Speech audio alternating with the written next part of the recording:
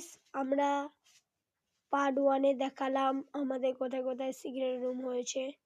তাই আমি আমার ভাইয়ের সিক্রেট রুমটা ফার্স্টে ও ডেকোরেশন করবে, তাই দেখাচ্ছি আপনাদেরকে। ওর সিক্রেট এন্ট্রেন্স হলো এই চেয়ারের তলা দিয়ে যেতে হবে।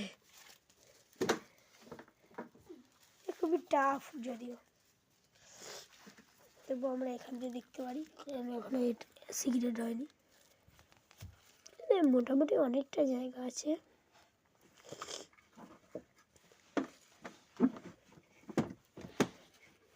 লাইট,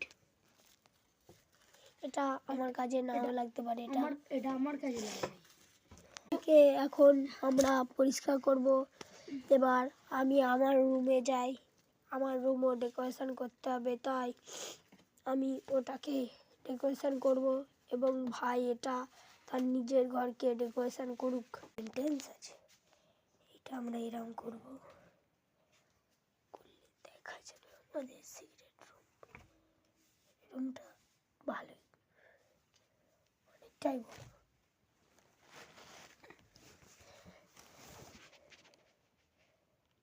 তাই এইটা আমরা এই মেঝেতে পেতে নেব। এখন আমরা পেতে নিয়েছি, এবার শুধু আমাদের একটু ডেকোরেশন করে দিলেই আমাদের সিক্রেট রুম তৈরি হয়ে যাবে। হ্যালো গাইস, আমার রুমটা সাজিয়ে নিয়েছি, অন্ধকার বলে দেখা যাচ্ছে না। পার্টের জন্য লাইক সাবস্ক্রাইব করে নিও।